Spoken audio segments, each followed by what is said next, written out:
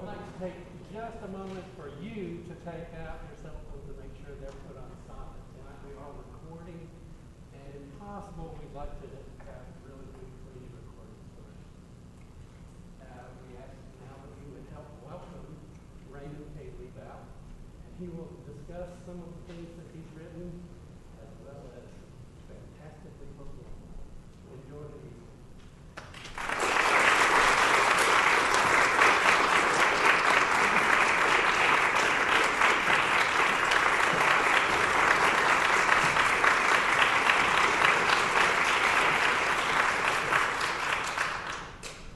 It's really a thrill for me to be here.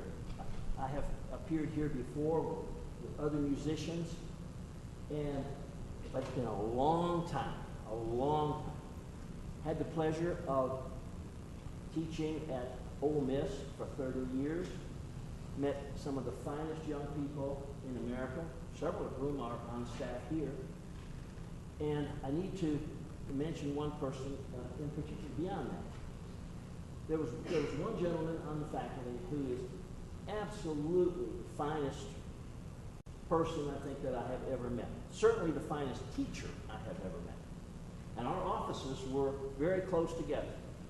And we had a wonderful relationship during those 30 years. It was such fun knowing him. When he retired a year before I did. I said then, and I'm telling you now, if I could have another brother, and if I could choose that brother, he would be my brother. And Andrew and Beryl drove over here. Andrew Fox, the finest musician. Now, and thanks for coming.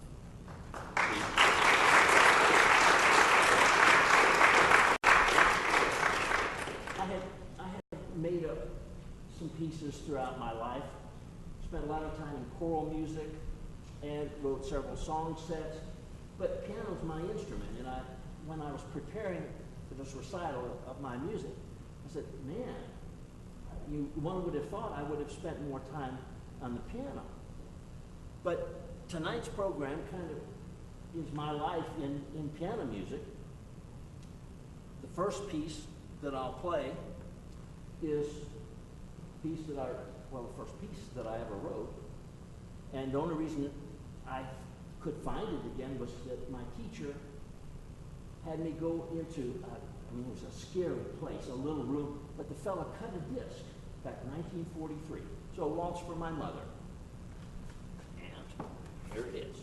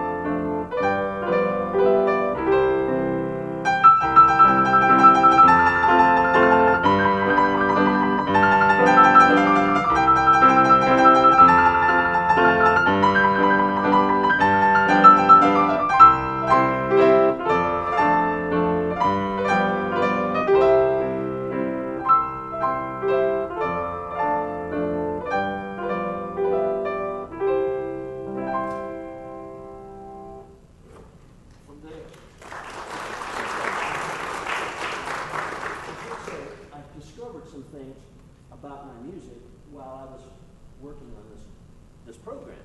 One of which is I only wrote short pieces. My long pieces are a set of short pieces. So the thought occurred to me that when I was in high school, in boarding school, and my piano teacher first year said, it would be nice for you to play a recital. And so we picked out some pieces. And afterwards, one of the boys said, "Wow, you sure were smart." And I said, "I don't understand." He said, "Yeah, you picked all short pieces, so we'd have to applaud lots."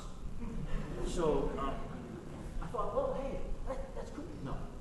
So, I'm happy if you applaud at the end of each group. I'm happy if you allow me to live through this program. But Anyway, from there to my teenage years, and there are two compositions here. The one is the fantasy. This was important in my life because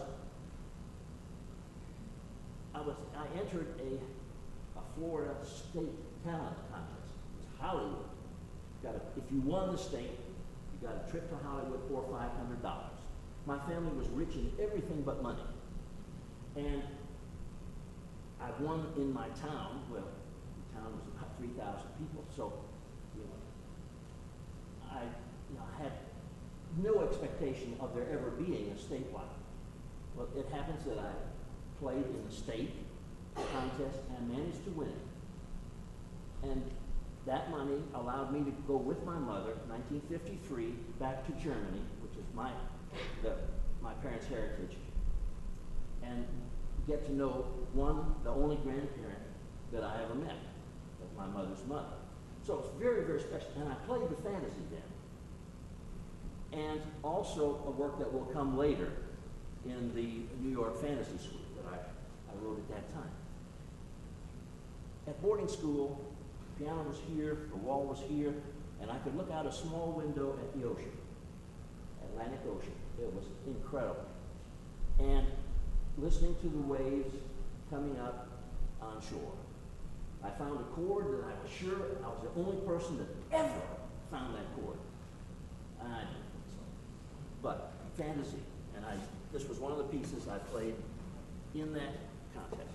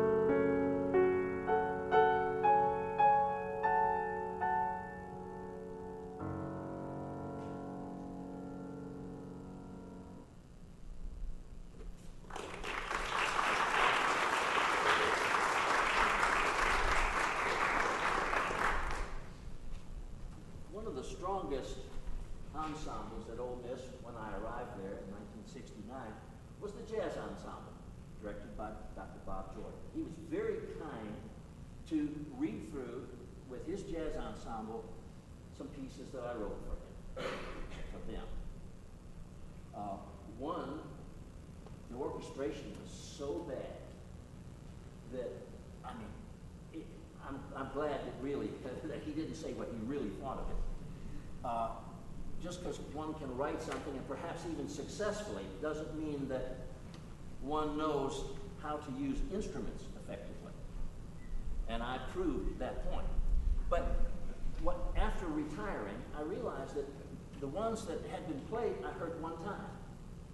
And I said, oh, well, it might be fun to try to rewrite them for the piano. And so I had a lot of fun doing that. And one of the results is Remember and Be Sad.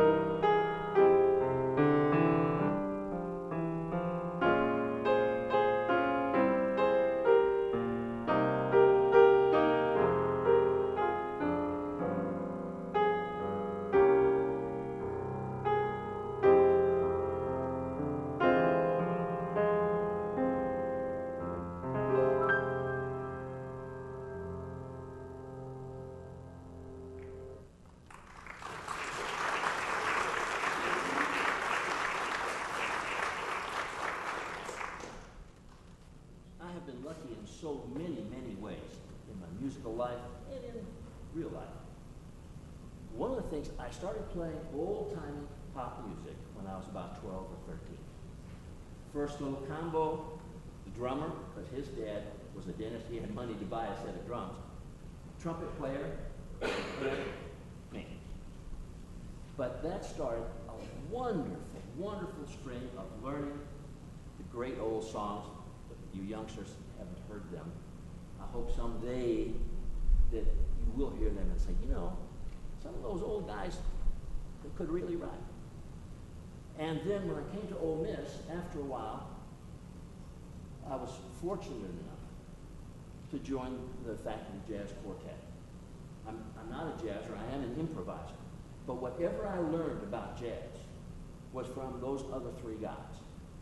They know about this. And so, once again, I was blessed.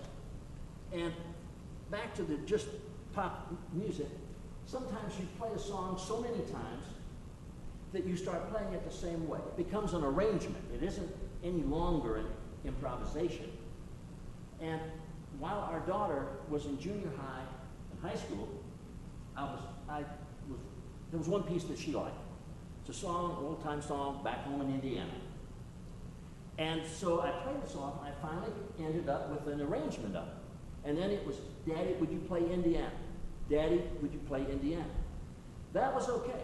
Then, it's, can you play it faster, Daddy? Can you play it faster?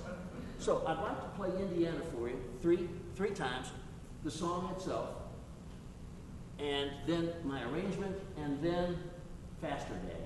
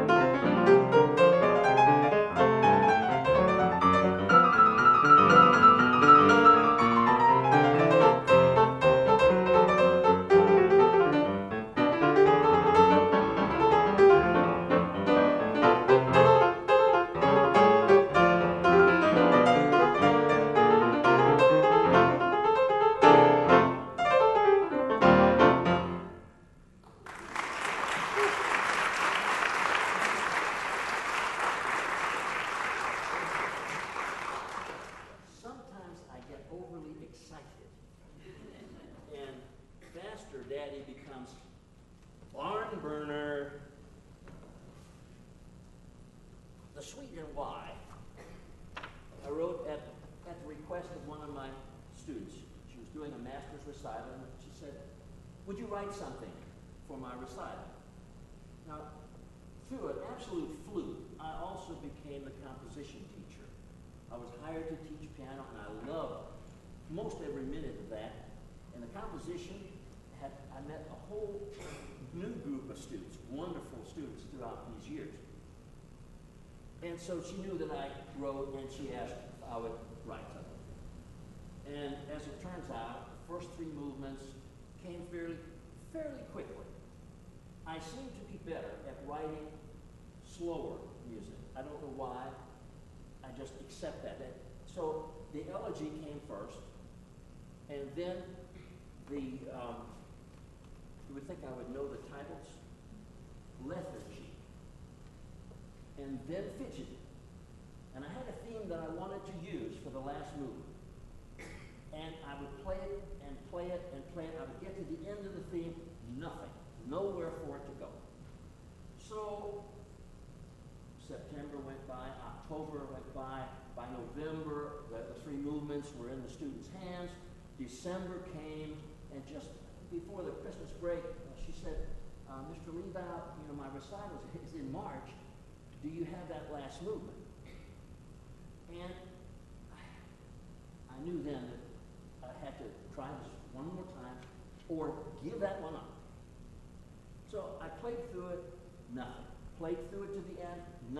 about 16 bars long, a pretty short piece. And then I gave up. It was one of those incredibly lucky moments. I gave up, and my left hand started to do a walking bass. Boom, boom, boom, boom. And I said, wait a minute. Wait a minute. And so finally, and really, she was very happy to get that last movement. But that would be the elegy has a special dedication. It's a wonderful family in Oxford whose eldest son died in his teen years of cancer. This was shortly after we moved there, but we had become very, very good friends with the family. And one of the daughters is an excellent, excellent pianist. And so when it came time for the funeral, this lady was friends with every organist in Oxford, and to ask any one of them would have hurt the feelings of others. So she asked me, since I'm a non-organist, you'd have to see me to understand that I'm a non-organist. But I played, it was the hardest playing I think that I've ever done. And his favorite hymn was the church's One Foundation. So within this elegy, you will hear a brief quote from that. But so sweet and why? The question is, what do you mean, why? My wife said, because I wanted to. But obviously, fidgety, elegy, lethargy, they all end in Y. So the mystery's over.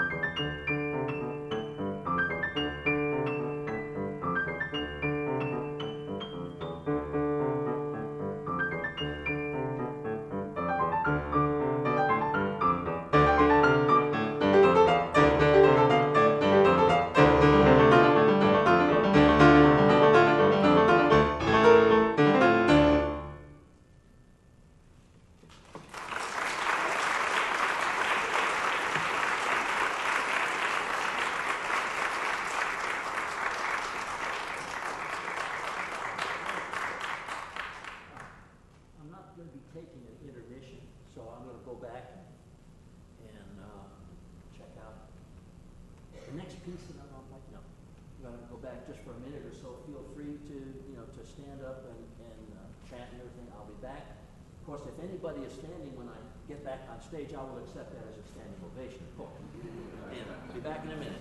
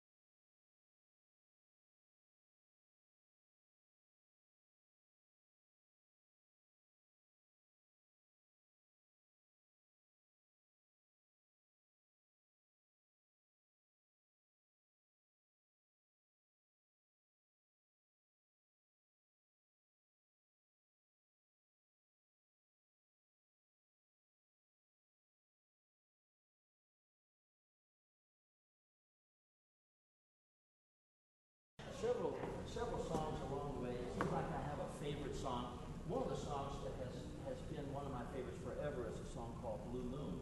And it has survived many renditions of this. A gorgeous song. But then I have perhaps a song of the month or something, a song of the year. Well, this particular song has been several years now. I mean, my wife Ruth can testify that when I sit down at the piano, it's the first thing she's going to hear. And but the title, Darn That Dream. Luckily, myself not being a singer and can't remember very many words at any one time, I just have taken that for me. Darn that dream. Because we all have the dreams, some of which I hope will come true for you, some of which won't. And so at this moment of melancholy, there's an old joke about that. Melancholy has a head like a melon and a face like a collie. That's really, I'm sorry you forced me to bring that up. But again, darn that dream.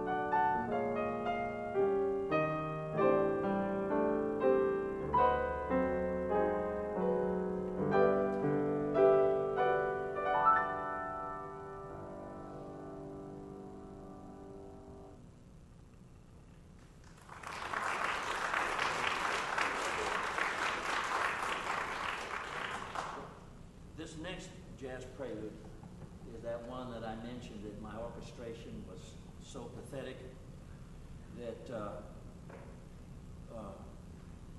actually making a comparison, you know, the difference between my arrangement. Now, I like the song. I wouldn't foist it on you if I didn't like it, but the difference between my orchestration of this next piece and a vacuum cleaner. The difference is that you have to plug in the vacuum cleaner before it sucks. So, and the original title was 274 Blues.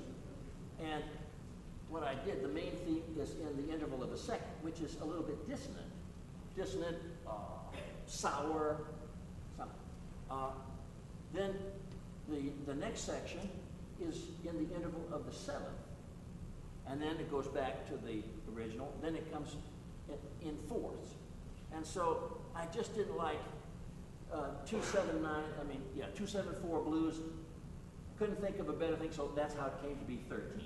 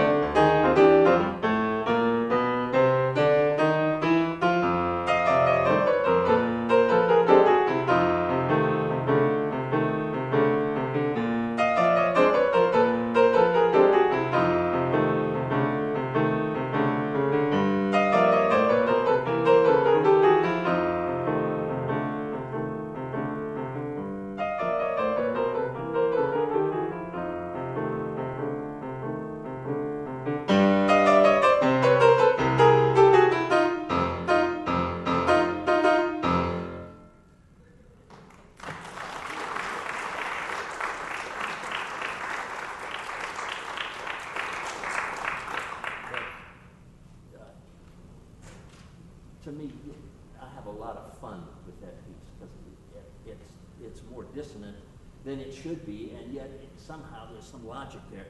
But I think the answer is it's twisted logic on my part. But I will let you be the judge. Now, not all of my arrangements have been of pop songs. And when I was a youngster, probably a teenager, I heard this beautiful melody. Had no idea, you know, what the title was, who wrote it. And when my first teaching job, we had a foreign exchange student from Japan who played the violin. And he wanted to play in our Wednesday morning chapel program and asked me if I would accompany him. And he said, I'd like to do the meditation from Thais. And I pretended like I knew what he was talking about. And nodded. I said, I would be happy to. Well, he brought in the music, and there was this wonderful piece that I had not known the title nor the composer. And this past year, a student that I have asked me if I knew of an arrangement of the meditation from Thais, and I said, I don't think I have that. Let me look. Well, I didn't find anything, so this is what I wrote. Now, if I could just have written the original, but now let's see.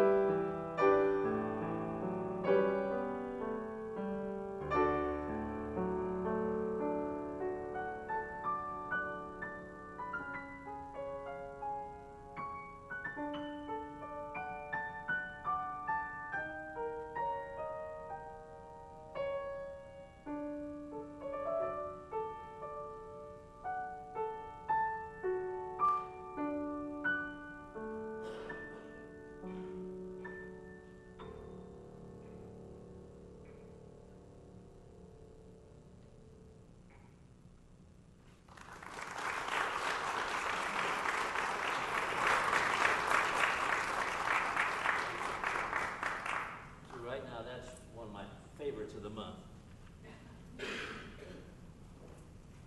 Another student asked me to write a work for his recital, and I had been wanting to write something dedicated to Mom and Dad. And I started thinking about it, and I had the elegy that you heard, which is, you know, I mean, pretty horrific. And so I said, you know, my views about a lot of things have changed. And so I wrote a second elegy that is just a bit different. And then I finished it with an amen for Mom and Dad for Auf Wiedersehen. So here's the amen.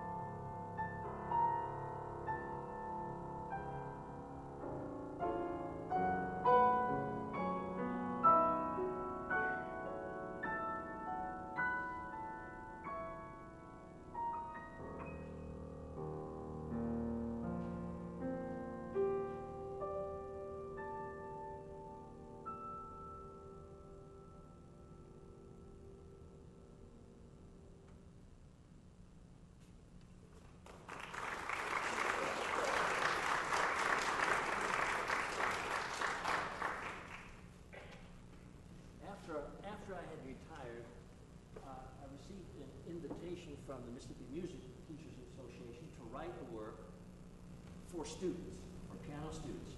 And I would like to tell you that I was the only one they asked, but no, I was about one of 6 or 7. And to write a work, and this was like 2004. So my imagination, as you've seen, it's a little strange at times. But I imagined space. But it's my space. It's not based on any kind of fact. It's probably more based on movies I've seen and just what I think it might be. And so I wrote a set of 3 pieces, did not get the fourth one finished. And it still hasn't finished, and I doubt that there'll ever be a 4th movement. But Suspended in Time, Breathless Beauty, and Starbursts.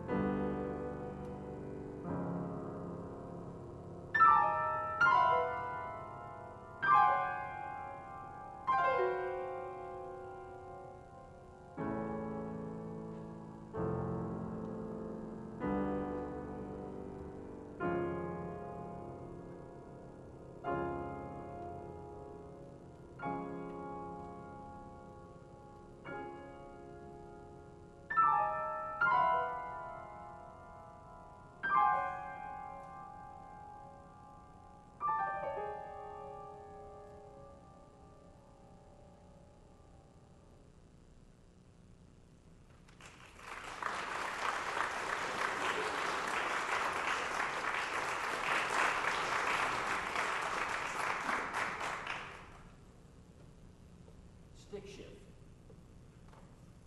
Our son had a goal to be the best rock and roll drummer the world has ever seen. And by golly, he was pretty darn good. He really was. Already in his middle school years and his high school years, he could flat out play. And the leader of the jazz ensemble by this time was Dr. John McCauley. And John said, you know, Carl plays so well, I'd like to feature him. And so what kind of piece or something? Anyway, the way it was to work out, and did, is the band played a section, and then Carl he just drummed whatever he felt like at the moment. When he finished, the jazz band drummer would be listening to what Carl did, no rehearsal, and he would imitate. And not only was that college drummer some kind of drummer to do that, but anyway, that was how it got his title, Stick Shift. And making it into a piano piece was perhaps the most challenging. But anyway, here is Stick Shift.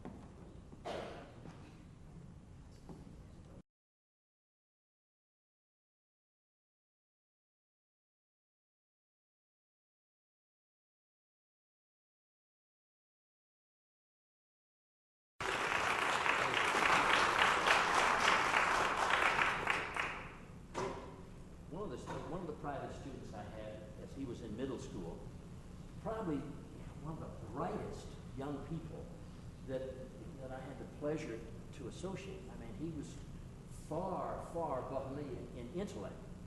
Just to give you a brief example, he came in for a lesson, from school, and I said, well, Davis, how was your day? And he thought for a moment, he said, marginal. Now, I was ready for a lot of responses. I wasn't ready for marginal. But he had played what he could of what Gershwin left behind in his piano pieces. And he fell in love with it, as did I when I was that young. And he said, can you find me another piece of Gershwin? And I said, Davis, I don't think there's anything more out there. I will look, and if I don't find anything, I will try to write something. And the result was Morning in Manhattan within the suite. I mentioned that I had this other piece that I wrote back in high school. It had a different title, but that became Memories of a Broadway Past. So that's by far the oldest in the suite. And then I said, well, now what could go along with that? Again, imagination. I have been to New York City. New York City? No, that's a commercial. And what it might very well be like for that first-time visitor. And so anyway, the suite in Y. No, I did that already. Take a good look at me. Don't let this happen to you. No. New York Fantasy Suite.